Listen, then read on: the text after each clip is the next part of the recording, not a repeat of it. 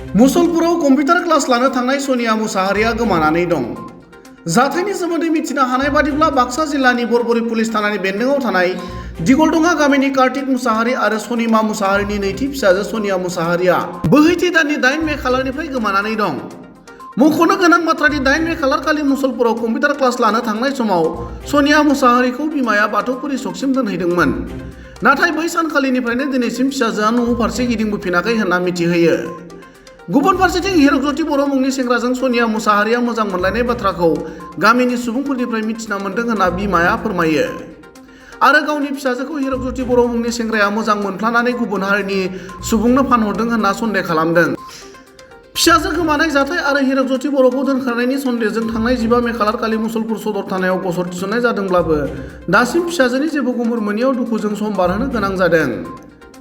बेनिखायनो सावगारियाव नुनाय हिरकज्योति बर' आरो सनिया मुसाहारिखौ सोरबाफोर बबेयावबा नुसनोब्ला 8761039555 एबा 708696969109 मबाइल नम्बराव फोरमायहरनो सनिया मुसाहारिनि बिमा आरो बिदाया खावलायदों।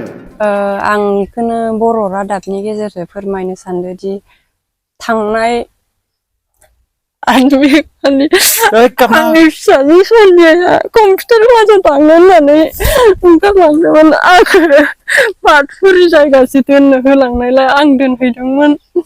बेनिफ्राय आंनि फिसाजोखौ हिरकज्योति होननाय सासे सेंग्राया मोजां मोनो होननानै जों मिथिया, गामिनि खुगानिफ्रायसो मिथिनाय जादों। बे सेंग्राया मुसलपुरसे दोनलांदोंमोन आरो बिदायाबो लामायाव लोगो मोनदों। बिनिफ्राय दा गथ'आ न'आव गैया, न'आव मोनफैफिनाखै। सानथाम सानब्रै जोङो फैबाय थाग्रालाय कम्पिउटार क्लास लानानै हरनि 7था 8थाबाबो सौफैनायलाय आङो फैगोन खोमा होननानै नेनानै थाबाय थादोंमोन। सानब्रै सानबाया नेनानै थाबाय थादोंमोन आं। गैया दिनैसिम गैया, गथ'आ खबरबो गैया। बिनि मबाइलाबो सुइस अफ, दा रावनियावबो खबर मोनाखै। आरो हिरकज्योति जायबा सेंग्रा मोजां मोननानै लांनाय, बेनि मबाइल नाम्बाराबो सुइस अफ जानानै दङ दा। आरो बे सेंग्राखौ लाना थांखांनानै 15-14 थारिख खालि बे गावनिनो बिदाया लोगो मोनदोंमोन बरबरियाव फुङाव।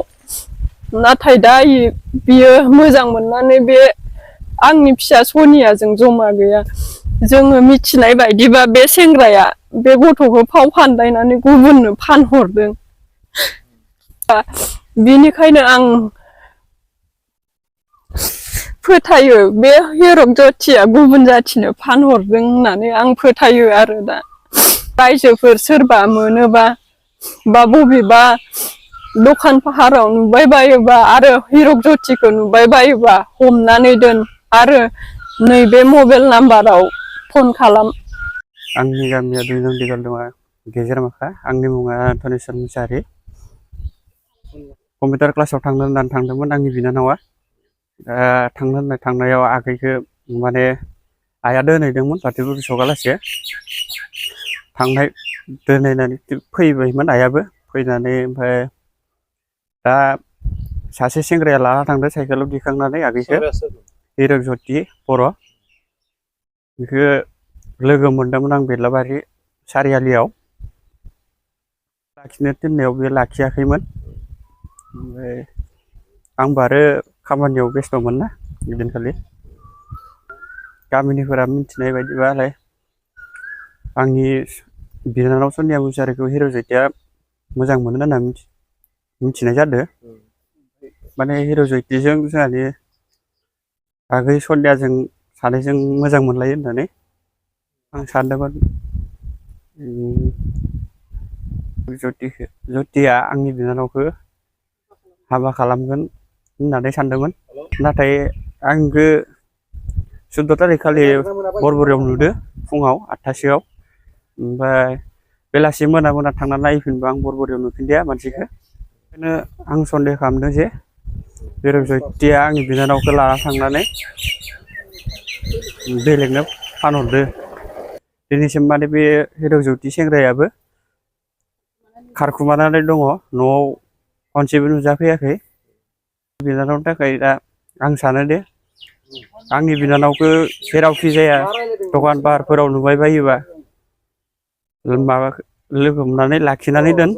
नाम्बारा आंनिया जाहैबाय 7086969109। हायार सेकेन्डारि उथ्रिनाय फरायसाफोरनि थाखाय गोजोनथाव खौरां। BA सेथि सेमिस्टारनि थाखाय गबिन्द बसुमतारी कलेजाव मुं थिसननाया सोलिगासिनो। गिबि मुं थिसननाय 100 फरायसाफोरनि थाखाय स्पेशल अफार आरो गुबुन गुबुन रोखोमनि बेसेन नाङै क्लासनि खाबु होनानै मुं थिसननायनि हाबाफारिया गबिन्द बसुमतारी कलेजाव सोलिगासिनो। फरायसाफ्रा गावनि गोसो बायदि साबजेक्टफोरखौ सायख'नानै लानो हागोन। लोगोसे basic computer class, self defence, spoken English class बायदि खाबुफोरखौ फरायसाफ्रा बेसेन नाङाजासे लानो हागोन। बे कलेजाव गासैबो फरायसाफोरनि थाखाय फ्रि बासनि सार्भिसनि राहा आरो बिजाब बाख्रिनिबो राहा दं। आरो बे खेबनिफ्राय भिउ सेन्टार अदेबानि एग्जाम सेन्टार महरै फरायसाफ्रा गबिन्द बसुमतारी कलेजावनो आनजाद होनो हागोन। गबिन्द बसुमतारी कलेजाव एसेल' बेसेनावनो मुं थिसननानै कलेजनि राहानि खाबुफोरखौ लानो हागोन।